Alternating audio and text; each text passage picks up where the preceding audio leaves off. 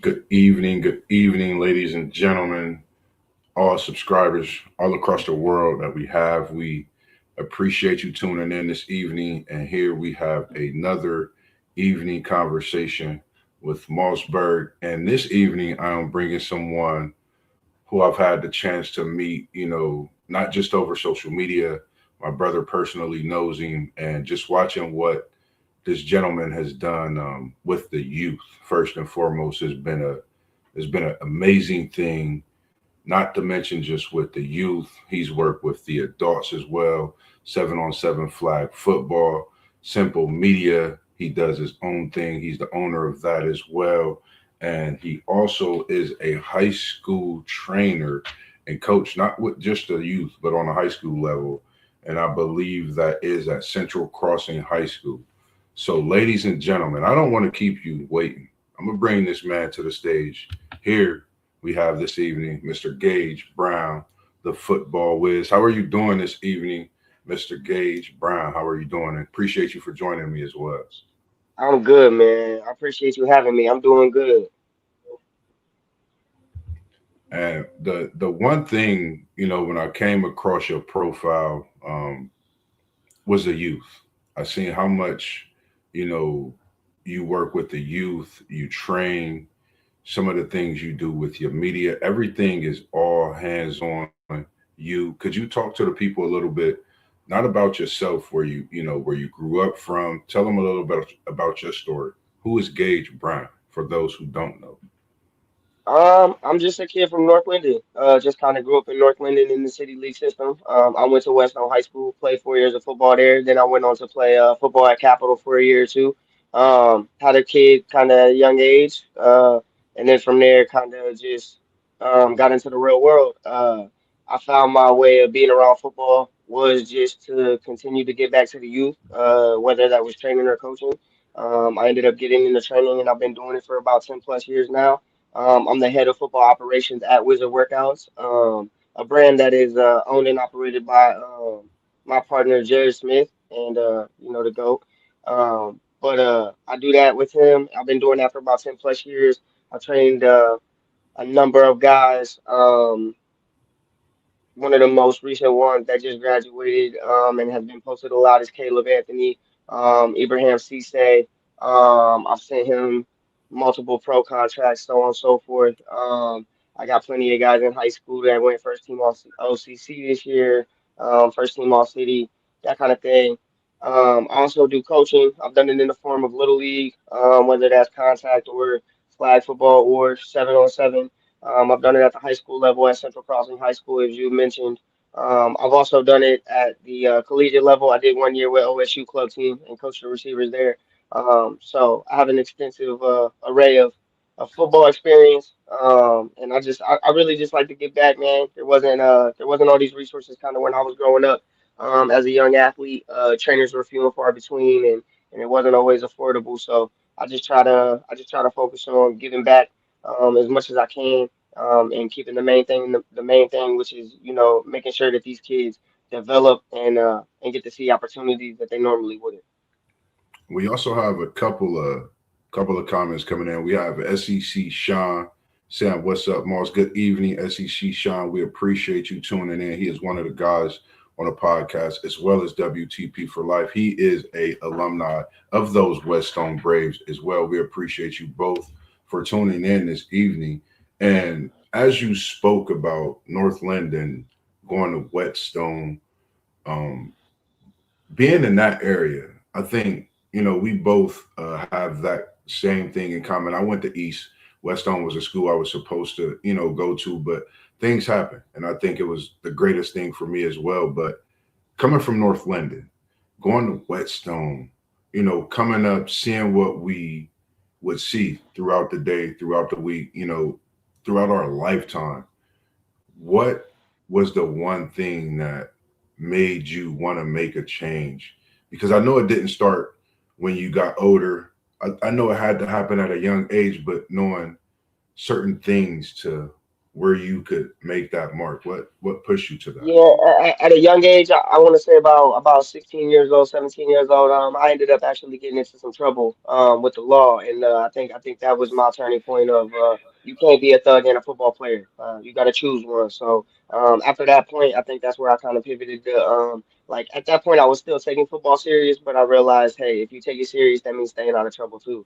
And that's kind of where I pivoted into taking it very serious and then after high school, that kind of is what motivated me to guide these young men that to different places and different avenues, or give them places to be instead of being in trouble. Because it takes one mistake, and then your whole career could be down the drain and everything you work for.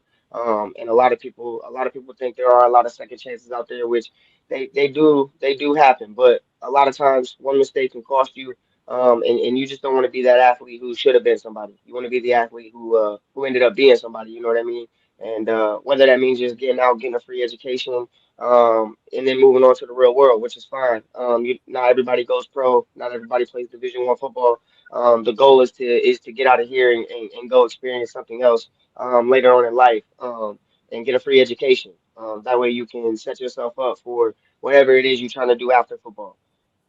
Agree, man. I can't not disagree with anything you said. And when you speak of those things, that presents the student athlete, that village, upbringing. And growing up in South London, I know you remember part of the village, which raised and shaped us, and we have so many things in common and alike when it comes to wizard workouts, being able to not work with just the youth, but work with guys going to that next level, college, and to the pros, you know, being at your age, what are ways that you continue to not just push them, but say, hey, you're gonna come across this obstacle. Before those things happen, what is something you could tell the people that may think is gonna be the hardest thing? Could you explain to them about the work you put in is the work that you get out? Yeah, well, just trying to explain it to them in that way is like no one's gonna come get you to do it, right? So your parents can bring you here, but if you're not motivated once you get here, listen, you're wasting everybody's time. And that's a conversation that I have with a lot of athletes who come in, and it seems like they want to be there, but then they kind of don't. And it's like, look, man, look, do you want this or you don't? Because at this point, you don't come here and waste anybody's time, including yours. Because if you're coming out here and you half stepping and you're not really getting better at the end of the day, man, you costing yourself time. Tell your parents you don't really want to do this, or you don't really say you don't want it how you really say you do. But it's just kind of a motivation too of being relatable. I always lace my cleats up, and I'll always do everything I ask them to do. That's something that I always lead by example, and I think that separates me from a lot of trainers is I will still lace my cleats up. I still will work out with them. I still will go through the same things I'm asking them to go through. And it's not because I need to or because it helps me stay young or anything of the sort, which it does, and I'm grateful for it. But at the end of the day, it's a I never ask you to do anything I wouldn't do myself type of thing. This is what it takes to get to the next level. This is what it takes to go to the next level. And when it comes to kind of like doubting the work being put in, I always tell people, look, there's a track record of athletes that I got that you can go search on Instagram or search on Facebook, and you can see the path they took. They on the same path you was. They went through the same work you going through. Look where they at now. So if that's where you want to go, trust me, I know how to get you there. If you think that I can't get you there, then no hard feelings. I'm not for everybody at the end of the day. There's a million trainers in the world, and there's hundreds in Columbus alone that are great at what they do.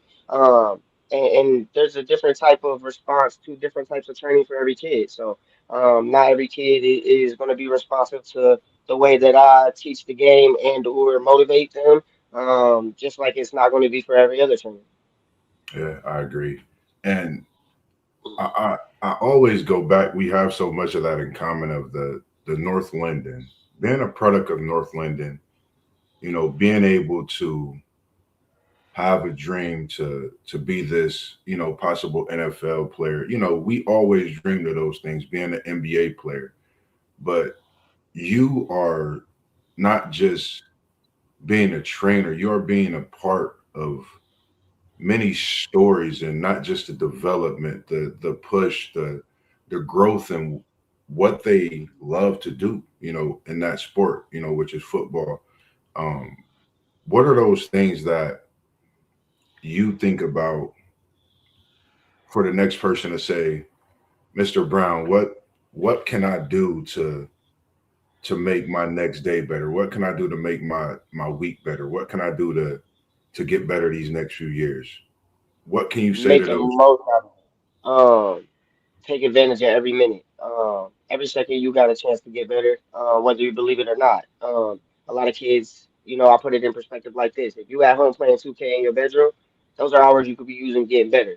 And here's the thing, you don't even got to stop playing 2K to get better. You could be in there doing squats. You could be in there doing wall sits while you playing 2K. You could be in there occupying your mind, but still getting better.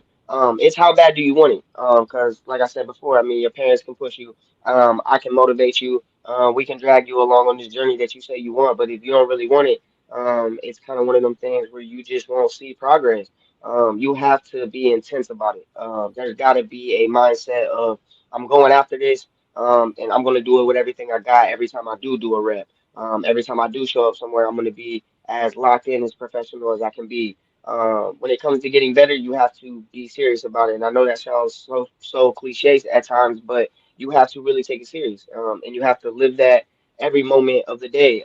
When you at school, and we talking about, like you said, student athlete. When you at school, are you doing the right things? Do you got good relationships and connections with teachers? Or would they have good things to say about you if a recruiter walked up to them and said, "Tell me about such and such"?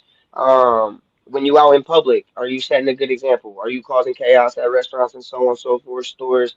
Or are you the guy that in your neighborhood does things for your neighbors and so on and so forth? So there's things that you can do that separate you just in general as a person. And I focus on that more so when I'm training athletes than anything. It is a mental and character thing. Like mental health is huge. Character building is huge. We teach these athletes how to be athletes so often they forget how to be people. So I always tell my athletes when I'm training them, look, we're gonna become a great person first, and then we'll become a good athlete. Because becoming a great person just builds good habits of you becoming a great athlete. Because if you already just in everyday life locked in, and you going to school and doing the right things, and then you going home and doing the right things, by the time you get to me at training, you gonna already be in the flow of doing the right things. So then you gonna come get the most out of whatever we're gonna do at that session. So the next question we have a few questions in the comments, and one question we have from at WTP for Life. He said, "Was there an adult that had a great influence on you?" Yeah, so my uncle, I had an uncle. His name was Uncle Tom. When I was younger, I kind of came up in the foster system. And they ended up taking me in when I was younger. And when he first got me, that's why I played football in the first place. He took me, he introduced me to the game. Said, "Hey, if you want to be angry and you and you want to take it out on the world, this is the place you can do it. Strap your pads on and go after it." And then I kind Definitely. of just fell in love with the game of football after that. So my uncle was a huge influence. He always told me, don't be scared to speak up. The worst thing that people can tell you is no. So that's why I never have a problem asking for an opportunity or asking for help or asking, you know what I mean, for some kind of support. Because it take a village to do all of this stuff. But it also takes some guidance. And yeah, my uncle was a huge influence in those ways. He instilled some good morals and principles, but through the game of football. Football was my kind of my vehicle. When I didn't act right, he took it away, and that made me get my head right away. And if I was doing the right things, you know what I mean, and I was going to school, playing football, keeping my head cool, doing all those things, then it was okay. After the game, we'll go out to eat type of thing. So it was kind of like punishment and reward. But it was in a sense of something that I loved. He knew that football was something that I loved to do. So, the more you keep your head on straight, the more you get to do this thing you love to do because it's a privilege at the end of the day. No one owes an athlete the right to play their sport. Like, a coach can take it away from you, your parents can take it away from you, it can be taken away, an injury can take it away from you. Like the game can be snatched away from you at any given moment. So it's a privilege to play it. You gotta treat it like it. Yeah. Now, I'm glad you mentioned that. When you mentioned injury, you know, what is one thing you could say, to anyone that's, whether it's you're dealing with an injury now, or you've coming from an injury. What is that? What is that mindset? You know, I It know some people. depends where you want to end up at the end of it. So I always tell everybody that. Because everybody gets injured kind of at different points in their career.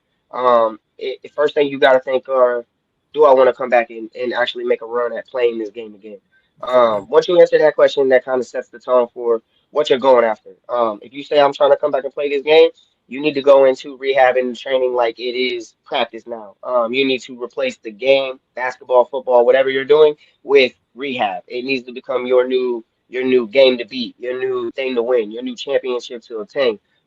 You got to treat it like that. I would never tell an athlete to push themselves to a point of being too uncomfortable. But when you're also doing rehab, you don't want to baby yourself too much. You got to find that medium of like pushing yourself just a little bit and taking care of yourself a lot. But in a sense of you just have to you got to know what you want at the end of it, and then that kind of sets the tone. If you want to come back and play, you got to go attack it like it is a game, like it is something you try to win. If you're not, I mean, you can take it a little bit easier. You're not coming back to play the game. You just trying to get back healthy as a regular person. You can right. kind of just go at it with a, hey, I'm just trying to get back right. As long as you kind of do the bare minimum, you can always get back to regular life. But to come back as an athlete and better than ever, you have to attack it in a way of kind of being crazy. Like, I'm gonna push myself through this ACL injury or this so on and so forth injury harder than anybody ever has. Like, you got to kind of want to outwork anybody who's ever done it before you. I personally have tore my ACL and came back from it. It took me 7 months, but like I said, I went at it like a madman. I kind of pushed myself sometimes to places that were a little uncomfortable. But I'm better than ever now. I still play ball right now. It is flag football, but I still compete at a high level. So I still get out there and train, run around, run routes. So it's something that you can definitely come back from. It's never over.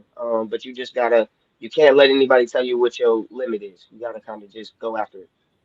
We got another question from one of the guys from Post Game 86. Good to see you post game as well. Said, when you're surrounded by athletes, is there anything you notice about them that makes you say this dude is going to be a baller without knowing any of them?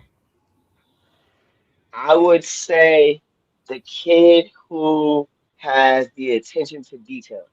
The kid that I can explain the drill to one time and he hits every move like he's supposed to, is the kid that I'm like he's gonna be a dog because he gets it. He gets how serious it is to be right on point and to understand what's going on. It's an IQ thing for me, personally.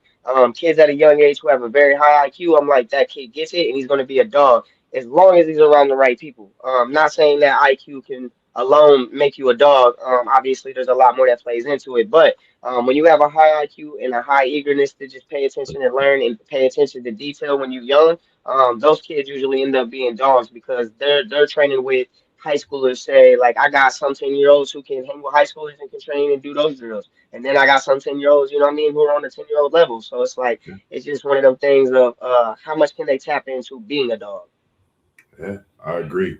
And when you when you mention as we've been talking so much about football, there's someone that I'm speaking with, Mr. Brown, that is in yourself, 7 on 7. Not just that you play, coach, but you win 7 on 7 championships, all across the world. Tell the people a little bit about that 7 on 7 flag football team that I keep hearing about, that you haven't called me up about. I'm a safety in the corner. I like getting out there a little bit, man. But tell us a little bit about this 7 on 7 flag football that you do. Yeah, so I play flag football at a high level. It's kind of just something that I kind of picked up after high school. At first it just started as something to just keep me around the game. I was just thrown kind of in normal everyday life after college. Didn't really have an opportunity to play after that while raising my son. Someone kind of introduced me to the game. Back then, like I said, it was a small game. It wasn't really nationally known or almost in the Olympics like it is now, or so on and so forth. Just some stuff we did on a Sunday just to show up, say we win a championship, have fun with each other, stay young. Over the years, it kind of blew up. It started being, nationally known all over the country and so on. I traveled the country. I've been, Vegas, Colorado, Florida, which is where nationals usually are. I'm heading down there in January actually to play this year, but I played for several different teams. I've won a lot, I've lost a lot, but at the end of the day, it's really just kept me young. I'm 32 years old and I'm still able to put my cleats on and go play the game at a high level with dudes who, you know what I mean, have played D1 college ball and pros before. And flag was just the thing that, like I said, it kept me around the game, it kept me young. And it just was always to me a little safer than playing semi-pro. I tried this semi-pro thing for a minute and it just was too much of a risk. Having to go to work and take care of my kid. Flag just seemed, to be my thing. I'm a little bit smaller and more athletic too, so flag just kind of just seemed to fit my groove. And just something that I've done over the last 10, 15 years. Just to, like I said, stay young and stay in the game. Sweet man. I like the way you broke it down, and when you mentioned family, and those things, what can you say to the next person that's stuck in between, making that choice of going to play professional, or like yourself just want to sit back and still enjoy the game, but be effective in many more ways, as we see you have been with the 7-on-7 and youth as well with this football. Yeah, like I always tell my athletes, look, man, there's always life after football, and there's always a way to stay around the game after you're done playing the game. Even if you just want to recreationally play the game, you can do that. Like there is flag football and so on and so forth for adults. But even if you just want to, hang the cleats up in general, which a lot of my older athletes have done. I've had people who graduated college and he's like, I'm just kind of done with the game, bro. I don't really want to do this anymore. But I want to be around it. So I always get them hit to how to train, how to become a coach, how to do things like that. Still be around the game in ways that will still feed their soul because it is something that I think once you take on as a hobby for majority of your life and you're a player, it's something that kind of just really don't leave you after you leave the game. So I always like kind of offer advice of just like if you don't want to go to that next level and you don't want to chase, playing indoor football or whatever because you didn't get an NFL tryout or so on and so forth, man, it's kind of like um, I just tell people, you know what I'm saying? It's cool to hang them up. There's still a way to be around the game. You don't have to play for the rest of your life. I just was blessed to have the health to be able to do it. And if you still want to, I mean, you even got, Rogers Cromartie still out there playing flag football. You know what I mean? Yeah, Retired pro football player. And he's still out there just staying young. I mean, and that's really what it's about, is just having some fun and staying young. There is some things to win. It is in the Olympics now, so now it's kind of like on a bigger scale where people can actually make this a career choice with football. I mean, you have so many avenues now with the UFL, the Canadian Football League, Arena Football Leagues, all the overseas football, NFL football, XFL. I mean, you got so many opportunities after to go play the game. I always tell people explore all your options first before you hang your cleats up. Make sure this is something you don't want to do. But if it's something you're really convinced you just don't love to do every single day anymore, you don't want to wake up and go run into people anymore. There's ways to be around the game without doing that. I agree. And SEC Sean, he has a great question as well for you. Thank you for chiming in and asking that question as well. What would you say is your favorite part of training, mentoring the youth? I would say crossing the finish line. Like when a kid signs that letter of intent, that is my favorite part of it. When I can look back and be like, man, I really been with you for this many years. We really did this many sessions. We really sweat for this many hours. It's like it really is gratification to see them obtain what they've been chasing for so long. Yeah, Because like I tell them all the time, look, this ain't for me. This is for you. I played my ball. I lived my dreams out. I am solely here to help you chase yours, only if you want them though. And the ones who usually show that they want it and they show up and they take it serious, they usually sign those letters of intent. And that is probably the most gratifying thing probably that I get out of training. Other than that, it's just being around them. I work an everyday job, you know what I mean? I'm a contractor by day, I'm a trainer by night when it comes to the football stuff. So after a long day of work, man, and like everybody kind of has that moment where it's like, I just had a long day. I'm just tired. yeah, They give me life. I walk in, we get to training. They always so goofy because they kids. They got all the energy in the world. So sometimes my favorite part is just like walking in the room and them being excited to see me and kind of just lifting me back up of like, we know you tired from work, but like we need an hour out of you type deal. You know what I mean? Like pick the energy up, coach. So That's smart. that's kind of one of my favorite parts is the way they kind of pick me up sometimes without even knowing it. Yeah, man. I'm glad you mentioned that, man. And I think a lot more awareness need to be brought just by what you just said. Respect to those.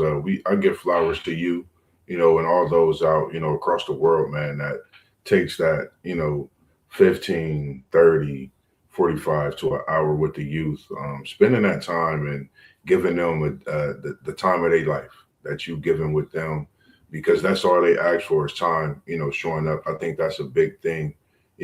Today, growing up, for a lot of youth. We remember the village, and we see it, but we don't see it like we used to see it. And me and you will talk more about that. That's something I know we could definitely kick back and laugh about years down the road, because of some things that I would love to do, and be a part of what you're doing as well. And as we, continue this conversation, you also have Simple Made Media. Talk to us about Simple Made Media. Civil made media is legit my hobby. So a lot of people will think football is my hobby, but after a while, that kind of became a lifestyle. Football is just something that I wake up and just kind of naturally do every day. It's second nature at this point. I don't have to think about football to talk it, to watch it, none of that. It kind of just comes to me, right? But I like to have hobbies, and I like to, I feel like, have a little depth to me, which means I like to be multifaceted. I like to be able to do a lot of different things, and which is like marketing. Sometimes I've dabbled in that, photography, training. There's a lot of things that I try to do on the side just to kind of make me feel creative. And Simple Made Media was one of those. People started shooting pictures of athletes, and I thought, hey, that's cool. I've never charged anybody to shoot. I've never really taken it too serious with like booking sessions or anything like that. It's just something that when I know I'm going to a football field to watch maybe, certain kids that I've trained play, or when I used to coach at certain places, I would just bring the camera with me. When I go play in Florida, I bring it with me all the time. And I just kind of freelance shoot. I don't like I said, I don't charge anybody. I post it all up on my page for free. I don't do any crazy editing or any type of gimmicks, or it's literally I shoot, I put it on my iPhone, I quick edit it, and then I post it. It's just something that's just it's legit a hobby for me. Photography is just a cool thing to me. And I think I got an eye for sports photography in general. Just because I do play football, so I can kind of see things happening before they actually happen. So I think I take some cool flicks, and that kind of was the end of it. So I just kind of carry a camera around sometimes, and you'll see me shooting. Yeah, I like that. It's funny you mentioned that, because I think we definitely have so many more conversations that we gonna have and talk about when it comes to that, because I feel the same way. And some of the things I do, as well as what we do now, what we're doing here, having this interview, sitting down. This is something that years ago you asked me what I'd be doing. I would say I have no idea, have no clue, but it's something that I've came become to love. And it's just like you said, having that depth, and just being creative. So, we'll get to that talk much more another day. Is there anyone along this journey which made you, I know you spoke on Uncle, we call him Uncle Tom and things like that. Anyone along this journey that made you Gabe Brown? Being a father, I know those things are not easy, but anyone, coaches, anyone out there that you would like to send, a shout out to, a thank you, anyone, at this time. I mean, there's a lot of people, but just not really one in particular that kind of drove me to be who I am or kind of chase what I was chasing. I tell people all the time, like I kind of really don't know how I ended up here. It was kind of just a lot of gut feelings of I just don't want to be a product of the hood. I just don't want to be a product of North Linden.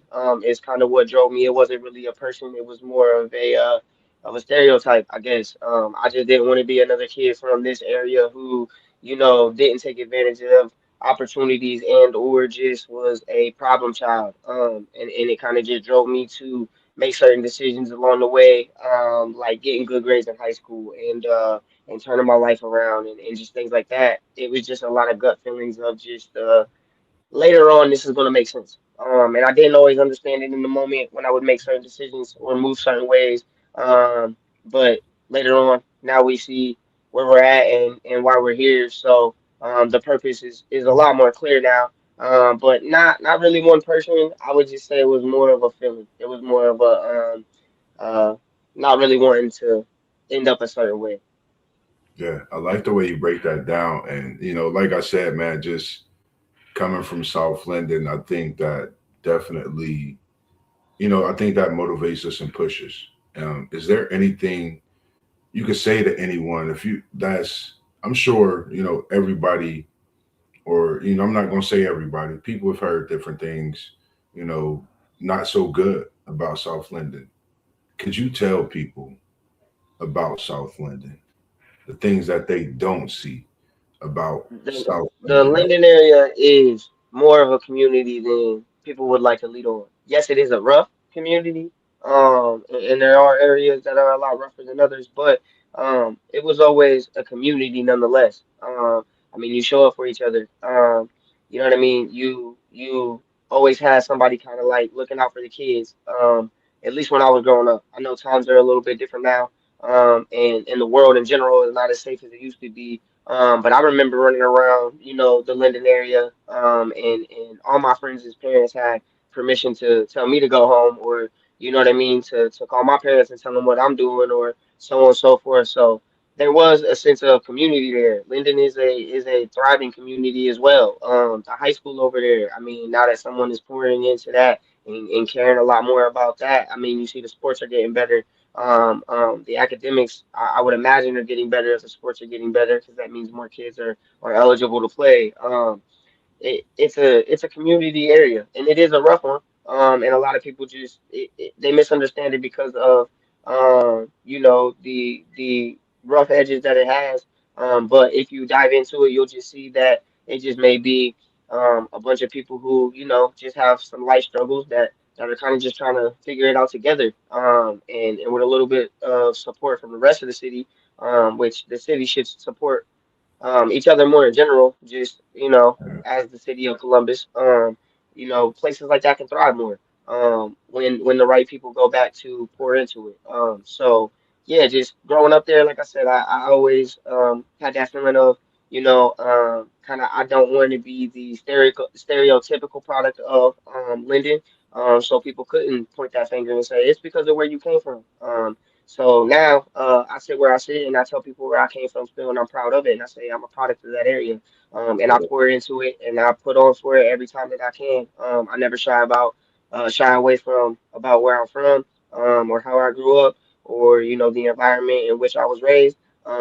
It actually is, kind of the brutal truth. And sometimes the thing that I need to relate to some of these kids, when it's like, look, man, I know you think it's rough, like, but I get it. And when they like, nah, you don't get it for real. It's like, Mhm. I'm from one of those places, like, Yeah, and then when you have that conversation and they have the conversation with the parents, they're like, oh, okay, it's really rough over there. Like Coach Gage not just bluffing. A yeah, lot of what I say is I usually say, it's blunt, honest, and real. I'm never gonna sugarcoat nothing for you, because at the end of the day, we ain't got time to waste. You only got so much time to be successful, and kind of like someone else has it bad too. yeah, I know you got the saying of like, someone always has it worse, but my thing is someone else has it bad too. What you gonna do about your bad? There's people who have it worse than you who get it out the mud and they figure it out. So you can definitely figure it out from where you at. So what you gonna do about your bad? Because someone else got it bad too, and guess what? They still woke up today and they got to work. They trying to figure out a way out. Either you figure out a way out, or you let that become your circumstances and define you. You know what I mean? But it's just one of them things. Like you can be a product of your environment, or you can make it out like me, and be a mentor and be even better. I tell people, you can even be more of a testament to this community by making it out and going and getting a college degree. Go to the NFL. Go, you know what I mean? Find ways to give back to your community in even bigger ways than I am. Because that's kind of the goal is to teach these kids. Look, if you get it a little bit sooner than we did, and not go through some of the rough patches we did, you can do even greater things than we did. Because a lot of these kids will look up to us and be like, "You're so great. You're so dope. You to go." All that stuff they like to say nowadays, but what they don't realize is that they have the potential to be 10 times what they think we are right now. If they just kind of take the advice that we spill into them and say, yo, get it a little bit earlier, man, and you could be even more. Yes, sir. I agree, man. So what are the goals? WTP for Sports Dudes asks. He said, "What are the some of your goals in the next 5 years?" In the next 5 years, my goals would probably be to own and operate my own gym. I want my own physical location and facility, which is something that I've actually got into the works right now, which is the first time I've actually been really, really serious about chasing it. But I want a physical location. I want a place where I can bring these kids not only to train, but just in case they need somewhere to hang out. All my kids know it's bigger than football. I tell them that all the time. It's always bigger than football. Every conversation we end with, I love you. Like it is a real genuine connection with any athlete that I have. It's organic. None of this is, just football or just stage or you're only good to me in this facet or so on and so forth. These kids got access to me 24/7. They can Instagram me whenever they want. They can message me whenever they want. They got my phone number, Instagram, Facebook. So it's always bigger than football to me. So in the next 5 years, my goal would be just to obtain that physical location and turn it into a spot where some of the best training in Columbus happens, but also where some of the best impact and community outreach happens, where we can do events and we can give kids just a place to come and say they, train for an hour, but they just want to hang out for a couple more after. And we hang some Xboxes and TVs and things like that, where they just want to hang out and just watch football. There's a Thursday night game. We do, things like that. I just want it to be a place where kids can go to feel like they are a part of something, and get whatever comfortability they need or whatever talks they need to have had and things like that. Somewhere where they can, run to, which a lot of us from places like North Linden or the west side of, the hilltop of Columbus or Yeah, places like that didn't really have a place to kind of run to. So we just ran to what we knew was comfortable, which was kind of the streets at times, and running around and finding mischief to get into. So I'm trying to get to that point of providing a safe haven kind of for the youth, in the form of football training. anytime you need, man, just you got my number now, man. Anytime, man. I think we have so many, the like-minded goals. Something that I would love to do, this in this area, but that's definitely another conversation we'll have. But I got your back. Whatever you need from me, it don't matter how much time it is. I got you when it comes to that, man. No, no problem. Um, just thinking about everything, man. I can't thank you enough. From accepting a phone call way back when it was not knowing what we would be able to bring to the platform in this interview today, but you aced this interview with flying colors. You graduated, man. No problem at all, man. This was great. I can't thank you enough, for joining myself, MossBurgh, for this Wednesday evening conversation, and looking forward to having many more conversations as well. Is there any websites, any social media that you would like for the people to know that they could reach out to you on as well? My personal Instagram is at the football wiz 02. My personal Facebook is just my name, Gage Brown. If you want to find any of our training content and or just kind of things that we post training wise, that would be at Wizard Workouts. Those are kind of the main three that I kind of operate through. Simple Made Media is just at Simple Made Media. If you ever want to catch any of the flicks, I don't really upload a whole lot. I probably got more pictures than I got posts. Still stuck in my phone, but I mean, yeah. As far as Wizard Workouts go, training will be started up as soon as I get back from playing in Florida, which will be the week of the 12th. So 12th through the 18th, I'll be out of town. As soon as we get back on the 21st, I'm going full blown. We have a new program called Young Wizards Academy. Young Wizards Academy is going to be geared towards athletic training, obviously for football players, and or athletes in general. But it will also put a heavy emphasis on mental health, and character building. We really want to dive more into that, because, like I said earlier, to me, the separation between certain athletes is the mental, is the IQ, is the things that you're teaching them kind of up here, because this is where it starts. This is where everything fires from. So a good mental is always going to lead to a good athlete, in my opinion. So we always start with that. That's kind of really all I got going on right now.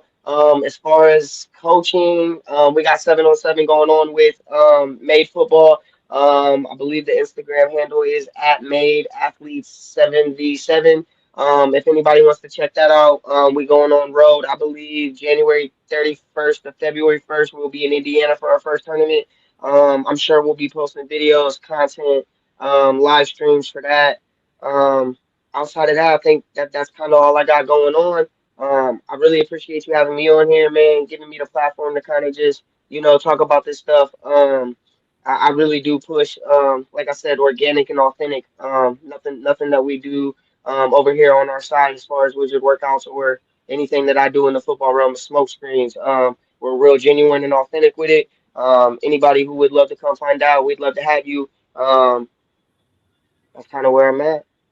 Oh man, I totally agree with you wholeheartedly, man. Whatever you just heard, it's not whatever you heard. Everything you heard, make sure you tap in. It's official. I don't just see the videos; I see the clips. And myself, I thought you was literally a D1 somewhere in that realm of what you do because what I see is great, and it's, something that need to be seen more. So, like you said, if you hear those channels, go tap in, go sign up, make sure you get your Oh, kid. real quick, that's what I forgot. Blackout flag football. Blackout underscore FFB. Go follow them as well in the spring. Sorry, that was way far ahead. That's why it You kind of slipped good? my You mind. good? You good? In the spring we will be doing flag football. I will be with the 10U as well, just like I am with the 7v7. But Blackout flag football is a major brand that I coach for and push. It is owned by my boy Nick Black. We started it, I want to say, a couple years ago. We started with 0 followers. We up to a few thousand. We have traveled all over the country with these kids, played in major tournaments, won major tournaments.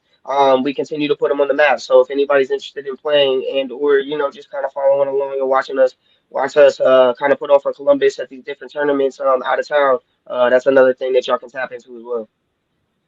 Make sure y'all do that, man. Tap into everything, everything.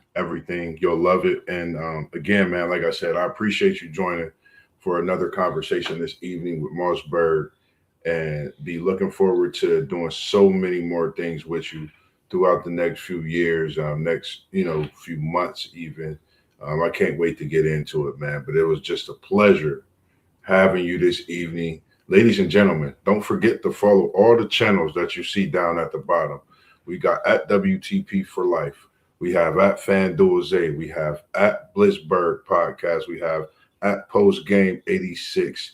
We have City League TV. We have FanDuel We have SEC Chon. SEC Chon brings the NASCAR. With City League TV, we're going to be doing a ton of live streams as we've done for our high school football. We're going into our City League basketball season. So make sure you stay tuned in.